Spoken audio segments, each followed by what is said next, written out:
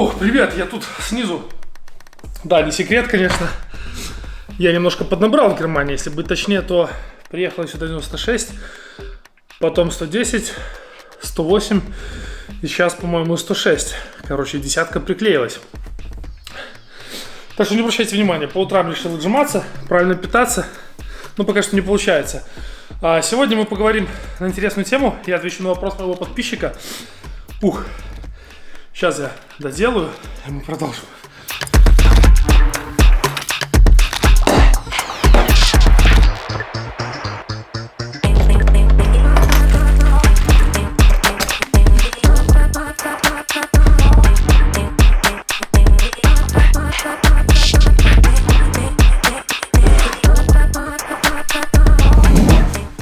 Ну наконец-то все, позанимался, освежился и кофеек.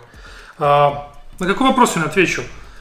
У меня есть подписчик Хер Виталий. Ну, это нормально, потому что в Германии это официальное обращение к мужчинам. Хер, я Хер Андрей. Вы можете быть там тоже любой Хер. А женщина это фрау. Еще отдышечка небольшая. Человек задал вопрос. Андрей, расскажи в одном из следующих видео про связь, интернет, сколько стоит в месяц абонентская плата, сколько трафик, какая скорость, чем отличается 3 оператора, от множества виртуальных, как подключиться, что с Wi-Fi бесплатным, как там это развито, как дела с банковскими картами, везде ли принимают. Так, я ему написал, что в тему вас нужно назначить моей музой, спасибо за хороший совет. И он продолжает. В интернете много противоречивой информации, если коротко, это дно. Германия по сравнению с Беларусью, Россия в прошлый век. Это верно. Цены космос на связь и скорость ниже, по карточкам то же самое, пишут, не носите везде наличные, потому что не везде принимают оплату картами. Я в Беларуси никогда наличные не ношу. Такая же ситуация была у меня. Я практически всегда рассчитывался картой, она у меня была привязана к телефону, я даже наличку... Лежало что-то там вот в бардачке все время, но не использовал. Так, у нас везде можно платить картой или по QR-коду, я не знаю ни одного места, где у нас в Беларуси нельзя платить что-либо безналом. Расскажи про свой опыт в Германии в этом плане. Так что... Вот сегодня мы на это ответим. Кстати, ответ насчет домашнего интернета могу дать сразу. Тут все очень просто. Средняя цена за скорость 100 мегабит в секунду, безлимитка, будет где-то примерно 19,99 евро в месяц. Но есть одни ограничения.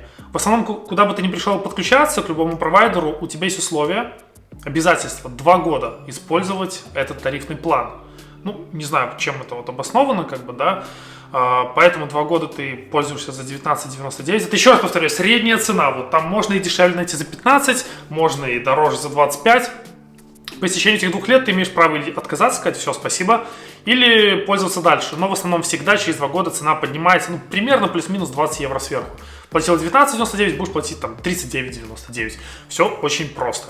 По поводу качества данного домашнего интернета, пинг плавает там днем, когда загруженность сети небольшая, там пинг может быть и 15, а вечером он может падать там практически до 70, до 60. Кто не знает, что такое пинг, это вкратце, чем он выше, тем хуже. Это, по-моему, пропускаемой сети.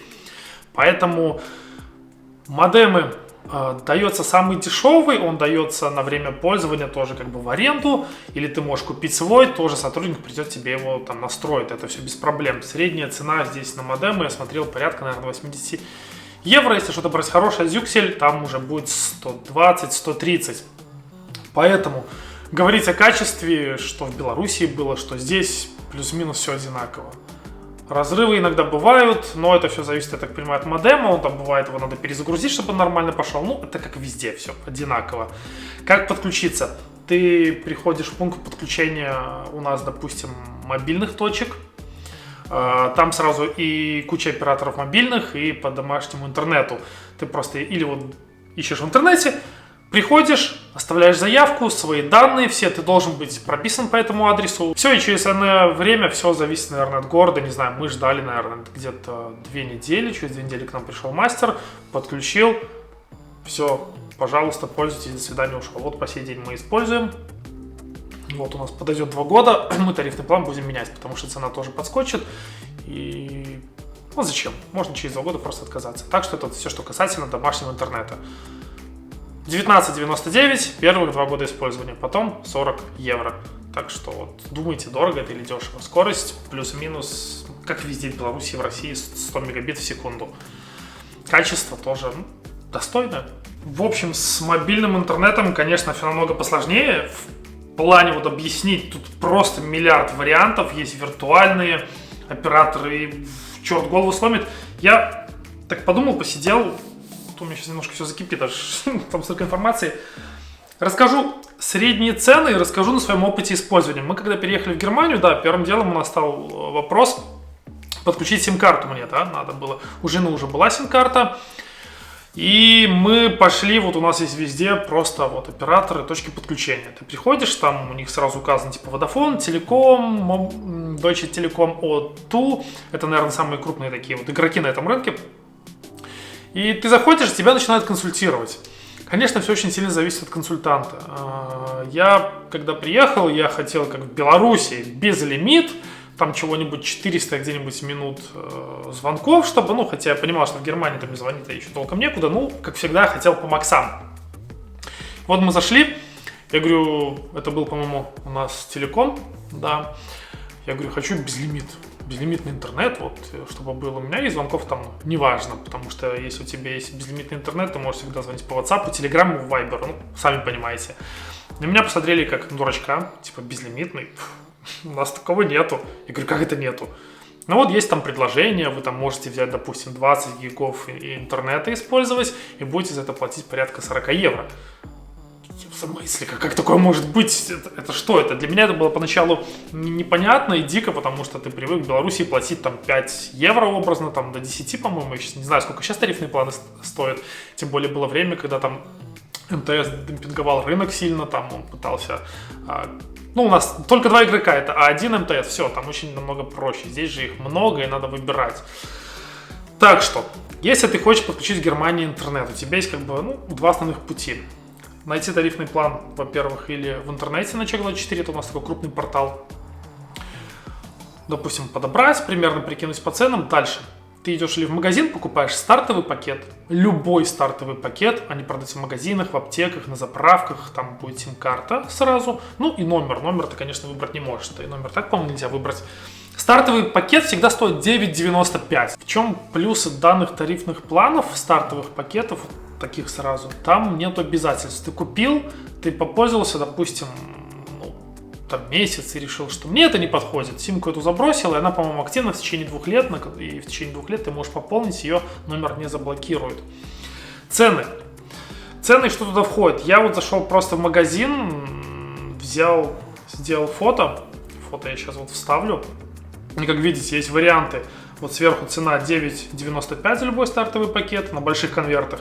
И потом начинается, там, допустим, если 5 евро в месяц пополнять, вы получаете вариант 9 центов за минуту смс разговоров. Следующий пакет 7,5 евро вы получаете гигабайт и 100 минут.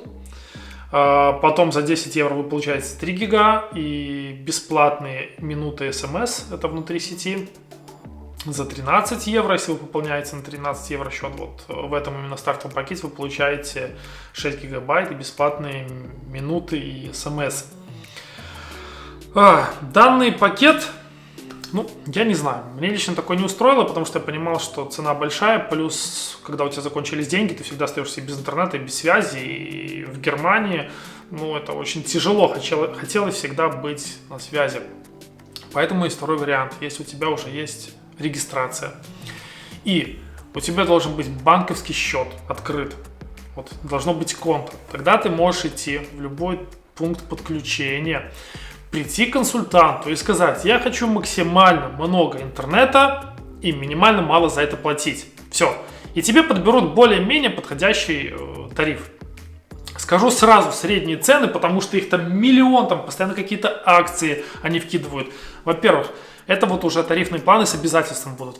Что такое значит обязательство? Ты должен их использовать минимум 24 месяца. Все, вот ты подключился, 24 месяца. Каждый месяц у тебя с твоего счета, который ты предоставил, будут списывать определенную сумму, которую стоит твой тарифный план.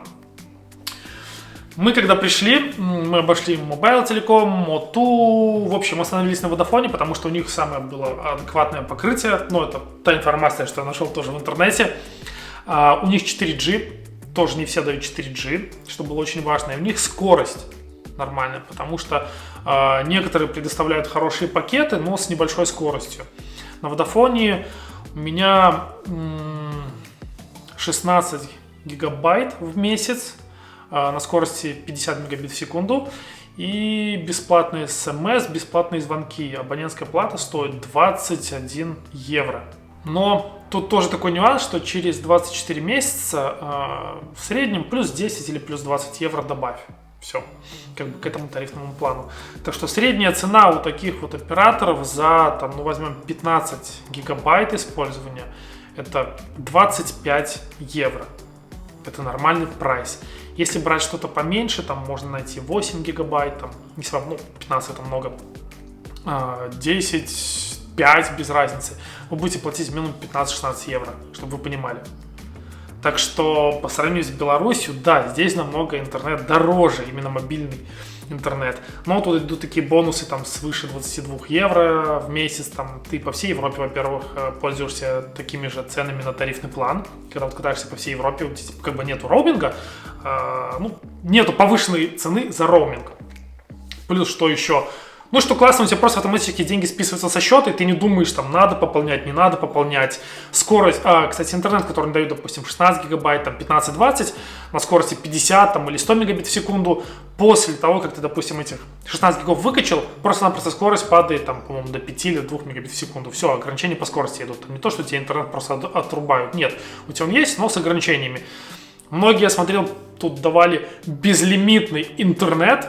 Типа безлимитный интернет, он стоит там порядка 16-18 евро, но на скорости 2 мегабита в секунду, чтобы вы понимали, это как бы бесполезно. Хороший безлимит, оказывается, я вот нашел на Vodafone, есть, но он стоит порядка 60 евро в месяц. Это будет безлимит на скорости, там, по-моему, до 100 мегабит в секунду, плюс ты имеешь право его раздавать без ограничения тоже скорости. Так что, да, как вот правильно написал мой подписчик, я вот что слышал, что дороже, да, в Германии интернет намного дороже. Я вот вам скажу, мы когда ехали сначала через Польшу, в Польше покупали сим-карту, чтобы тоже проехать с навигатором, так как вот, допустим, в Беларуси это локально все это дешево, но как только ты там включаешь роуминг, ценники сразу такие ненормально начинаются. Поэтому мы что-то в Польше брали, там тоже подключали сим-карту местную, там интернета было около 10 гигов, и мы там отдавали около, наверное, 5 евро. Ну, намного дешевле. В Германии, реально интернет дорогой. Что касательно качества, там тоже задавали вопрос, плохо или нет. Я не скажу, что он плохой, не скажу, что он хороший. Он, нормальный, мне хватает, допустим. Да, покрытие вот практически, где бы мы ни ездили, везде интернет ловит. Само собой, есть места, там бывает даже между городками ты едешь, там буквально 2-3 километра, они как будто выпадают, и все, там поле, не ловит. Это бывает. Или вот с Водофоном я, допустим, езжу, когда в другие земли, Баден-Вюртемберг, Бибрах-Андерайс мы ездили, там у меня Водофон не ловит. Я не знаю, в чем прикол, вот и все. Так что нормальный интернет устраивает. Дорогой, конечно, да, но надо брать во внимание всегда, когда ты сравниваешь интернет в разных странах и экономику этих стран. Так что относительно надо много интернета платить. Здесь нету халявы, образно. В Беларуси это халява, я считаю, потому что там безлимитку, вот, особенно вспоминаю эти акции по 3 евро, по-моему, в месяц, или даже дешевле это стоило на год. Когда ты безлимит получал 4G, скорость. В Беларуси как-то, да, это получше интернет, я вам скажу. Он как-то работает. Здесь бывает, что вообще ты выходишь, там у тебя скорость 50-ка, должна быть 50 мегабит в секунду, спид-тест запускаешь, там даже в центре, в городе где-то он там показывает на загрузку там порядка 10-5 плавает, на выгрузку мегабит, и пинг скочит там 50 под 70. Так что да, в этом плане немножко здесь, живем, справляемся, не знаю, мне вот хватает моих 16 гигов, мы по Европе, когда в Хорватию ехали, я все время навигация и в Хорватии использовал, все нормально, вот это немножко радует, что ты, выезжая в другую страну, ты пользуешься тем же тарифным планом, тебе не болит голова про роуминг, типа, а что там делать, а как что делать. И последнее, о чем поговорим, надо уже видео-то заканчивать, время-то уже подходит, чтобы вас не задерживать, это банковские карты. Как это было в Беларуси? В Беларуси, да, ты практически везде используешь банковскую карту, ты ее или привязываешь к телефону, или носишь с собой, там бесконтактная, контактная оплата, без разницы. Ты не используешь практически наличку, как лично делал я, да, у меня была привязана карта к телефону, и все. Особенно у меня был Samsung Note серии, которым можно было рассчитываться и с магнитными этими лентами, и бесконтактным способом, там, где контактный, все вообще работало на ура. Здесь немножко по-другому, да, здесь... Я не знаю даже, чем тут, наверное, транзакции банковские дороже именно для того, кто предоставляет эти услуги или как. Карты здесь ты можешь рассчитаться во всех крупных торговых сетях. Это супермаркеты, это какие-то торговые центры. Что касательно гастрономии общепита, то тут про карты можете забыть. Если вы идете в ресторанчик, в кафе, обязательно с собой надо взять наличку, потому что есть места, где сразу на входе написано объявление, что минимальный заказ для того, чтобы вы рассчитались с банковской карты, будет, допустим, 50 там, или 100 евро. Поэтому в кафе, в общепит всегда с собой надо брать наличку. Потому что, да, крупные тоже сетевые, наверное, какие-то представители услуг общепита. Здесь тоже можно рассчитаться картой. То, что маленькая, наличку с собой надо брать. Плюс постоянно какие-то за парковку заплатить, это то же самое. Там уже все тут тоже это развивается, все приходит к бесконтактной оплате, что можно или картой, или телефоном. Но в основном везде надо закинуть там 2 евро. На любую парковку ты поехал, практически, очень много старых автоматов, которые принимают только наличку. Да, многие сейчас тоже уже ты подходишь, или наличка, или карта. Поэтому наличка в Германии, она нужна. Это немножко тоже по-другому. Поначалу были какие-то с этим неудобства, но все окей. С этим справился и, привык, и все нормально. Я очень надеюсь, что это видео получилось интересным, информативным. Если еще какие-то вопросы остались по этой теме, то пишите в комментариях, задавайте эти вопросы, ставьте лайки, дизы.